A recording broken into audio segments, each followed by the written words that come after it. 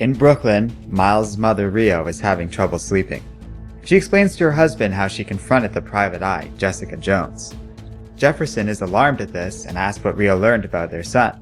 She reveals that Jones refused to tell her anything, admitting the detective was a better person than she assumed, and did the right thing. At the time, Rio was unconsolable though, and Jessica was forced to gently remove her.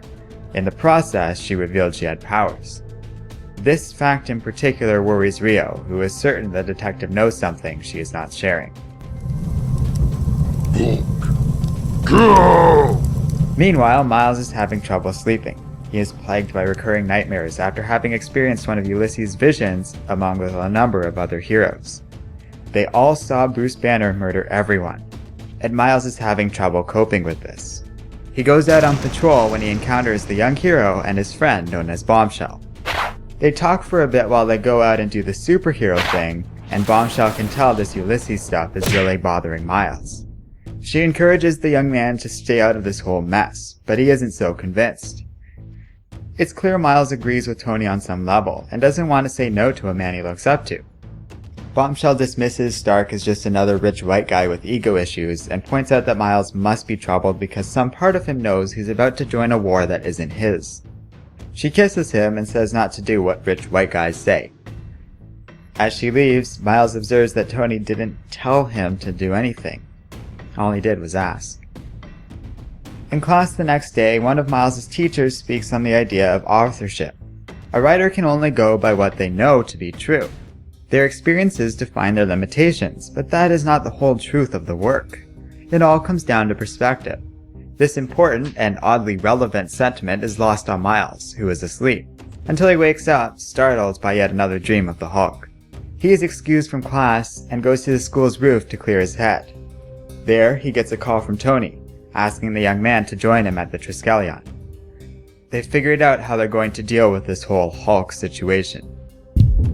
Two figures leap on the roof beside him.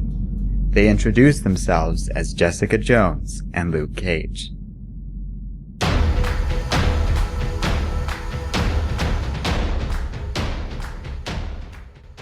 Hello and welcome to Comic Island. My name is Arden, and this is my recap and review of Spider-Man number 7. Well, this was pretty great overall.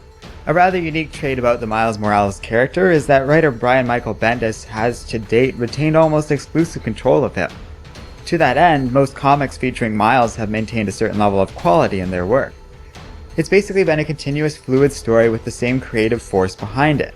Even after the major shakeup following Secret Wars, it's still been going along this ongoing thread and pretty much always been this fun story of a young new hero. That's great because it means the art and writing here stayed on point for years. When it comes to this issue, there's no change in this format, and considering how I like these comics, it becomes an enjoyable and reliable series I can always come back to. It's light on action, but heavy on character development and exploring some ideas behind Civil War 2, just like the last one. It ostensibly has very little to do with the Civil War, taking place in between issues 2 and 3 and featuring few other characters involved in that conflict. But the idea being explored here about why Miles is coming over to Tony's side and the concepts fronted by the teacher concerning authorship really have a lot to say about the bigger themes of Civil War 2. That teacher really nails things on the head in a rather obvious way, but hey, it works fine because the message is important and relevant. This entire war is really about bias and perspective. Specifically Ulysses and how his visions aren't just simple predictions, but informed by the kid and his experiences. So it's good to touch on this for a bit, and hilarious when you consider how Miles slept through the entire lesson, so it's lost on him. It's clever writing in general, and pretty funny, but also has meaning in a bit of a meta sense too. I get the sense Bendis himself seems to be acknowledging his own limitations as one writer. He's always done a good job with Miles, for example, but yeah, you can only go so far by your own experiences. Does Bendis know what it's like to be a black superhero in modern-day New York? No, nobody does, but that's the fun of fiction. Bendis not being black doesn't invalidate his opinion. Which doesn't mean Bendis is just another writer who somehow feels compelled to write about the plight of minorities when he himself probably knows little about such things. He's being fair, exploring different ideas and perspectives even if they're on his own. That's the trait of a good writer. I think it says a lot when he has Bombshell take that typical fight the power, both sides are wrong attitude and shows that Miles just doesn't agree with the sentiment, nor is it necessarily right. This is a real issue with consequences in this world, and it merits sides being taken. That's the whole point of the war to begin with. So this comic gets an easy recommendation. It's well made, thoughtful, nicely done, and has a lot to say about Civil War. Which is good because with Civil War II delayed, a good tie-in like this can help hold us over until the next issue. Whenever that happens. Meanwhile, in spite of all this crossover stuff, more than anything else, this comic is pulling me into Miles and his current story. When it comes to this series, I'm mostly now interested in how all this detective stuff with Jessica Jones is going to resolve itself more than anything else.